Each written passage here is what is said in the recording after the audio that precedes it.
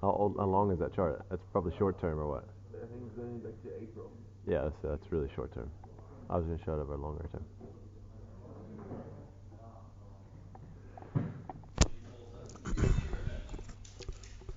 All right, good morning, everyone. You get going here. All right, U.S. markets had a reasonable pullback off the opening sessions, and we opened up small, and we had a somewhat significant pullback, after being up on the back of some U.S. trade balance numbers. Then I think really intensified the sell-off was when Dallas Fed President Fisher called for a reduction in bond prices, and then also one of the female members also made a call that she thought that it would happen this year, and that's where her support was going to be. So, I think that really got the sell-off going a little bit. We tried to rally back so that we could string together 21 straight days of winning Tuesdays on the Dow. But it kind of failed about 30 points short, and we gave up a little bit at the end. You can see this morning markets are going a bit risk off in Asia.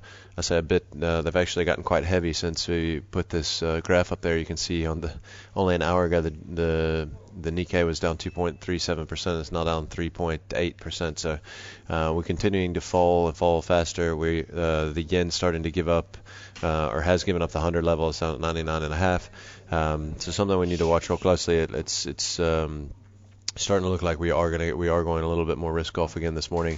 We had the Prime Minister Abe that pledged a campaign to loosen rules on different businesses ranging from non-prescription drugs all the way to construction. But it didn't really make that much of an impact because he said it won't begin for quite some time. So weren't able to hang on to early morning gains there in Japan. Okay, we had Brate out this morning that came in relatively in line on headline earnings per share at 5.79. Guidance was for 5.75. Dividend per share came in at 26 cents. We were expecting 21 euro cents, which is close to being in line as well. Or sorry, 2.1 euro cents. We also had numbers trading update out of Telkom this morning, saying consolidated or saying the impairment of the carrying value of the legacy network was going to affect the share price's NAV or the company's NAV, negatively probably. So something to watch out for there this morning if you're involved. We also have an operational update from Sanlam out this morning. And then Impala's 3,000 workers went on strike yesterday at Shaft 14 because they're claiming an unfair dismissal. Apparently, the worker started getting physical with one of his superiors, and they ended up firing him on the back of it. So the rest of the workers are striking. So probably not anything too significant. All right. Going on the market data today, we have Australian GDP which is out this morning, which is a small miss. We also had Chinese HSBC Services PMI, which came in as a tiny beat. We've got lots of PMI services numbers today across the Euro region. We've got first quarter GDP out of Europe. I think the market will pay attention to that. We've got retail sales out of Europe. We've also got in the States a slew of data. We've got mortgage apps. We've got ADP employment change, factory orders, ISM non-manufacturing composite, and Fed releasing a beige book. So today, the next 3 days are actually very big data days, for us. So we need to realize that the markets could be kind of waiting to see what's going to happen over the next few days. Obviously, we've got jobs numbers for the next 3 days. ADP employment change today. We got jobless claims on Thursday and non-farm payrolls on Friday. So we got a hell of a lot of important data in the next couple of days. So just keep that in mind. Markets may be a little bit sideways until we start to see those numbers. Okay, let's jump into the maps. Okay, first thing I want to show is the Aussie. I'm just going to show the Aussie on a year chart, and you can see how important this level is. And I'll tell you exactly where it is now. It's at 34,000 on a closing basis. We're at 34,070. Okay. sorry, 36,470 on the Aussie. This is a really important level. If we close below, I think we could have a significant drop from here, at least 1,000 points. We know that there is some negative gamma coming up in the market from what we hear. Only 300 points below where we are now. You can see the red dot there where we've just opened this morning.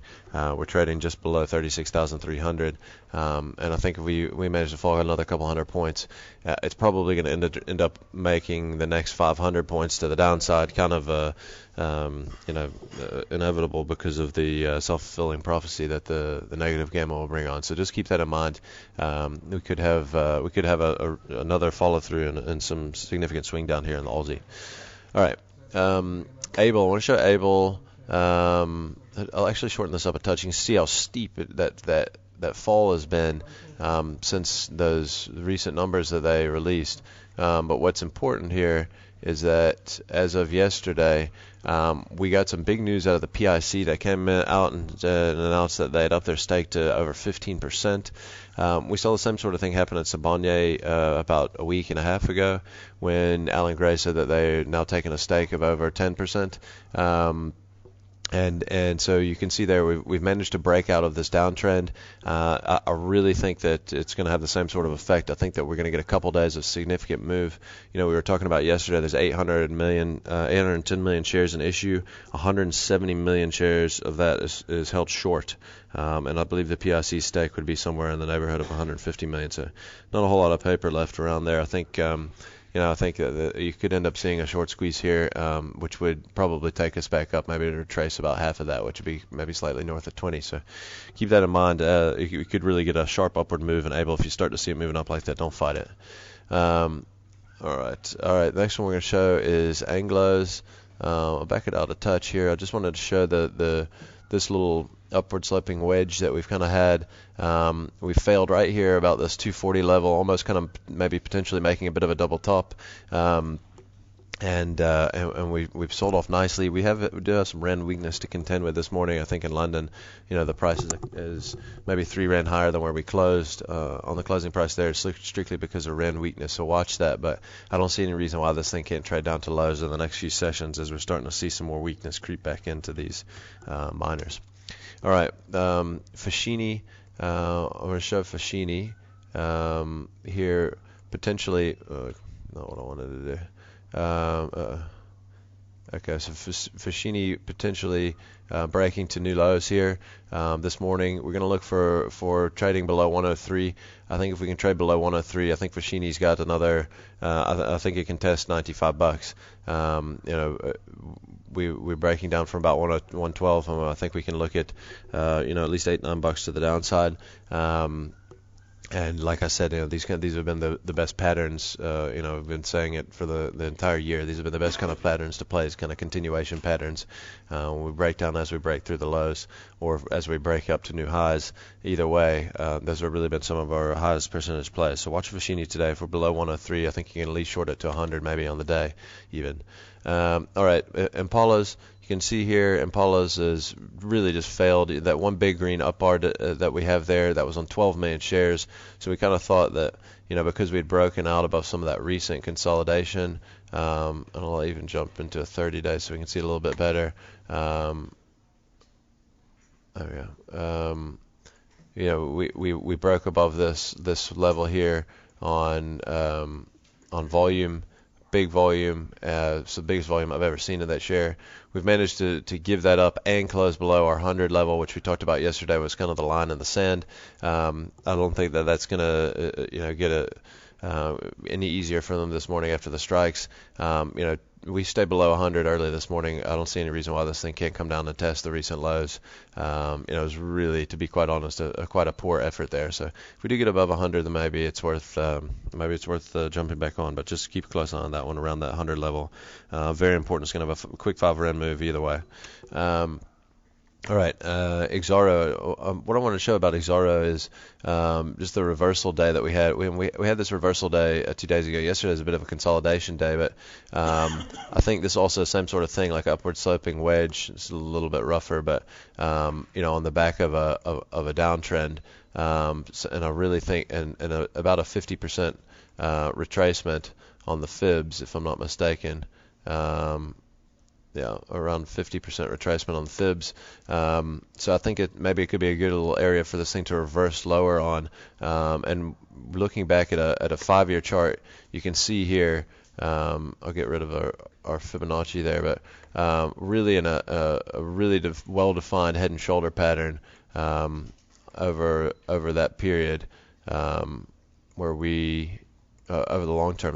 This chart's very reminiscent of Anglo's, and it really just came back up and tested what would be more or less our neckline, roughly there. At about $160. So I really like the way this thing's looking longer term. I mean, I wouldn't be surprised to see this thing trade down to $100 over the next year. And I just think that this could be potentially a very good opportunity to potentially get short here. And Exara, the timing just really seems right. Again, the last one I'm going to show is MMI. I'm actually going to back out to a 2-year here, so you can just see how we're coming into. We came in yesterday to major supports on MMI. You can see we tested it on the wicks, couldn't get through it. And there's also some nice horizontal support here. We talked about that a few sessions back when we broke it, but we closed at 23.87. The horizontal support's right here at 24. So I think if we regain 24, it could be a great little opportunity to nibble in on some of these MMI. And that's it for today, guys. Thanks a lot.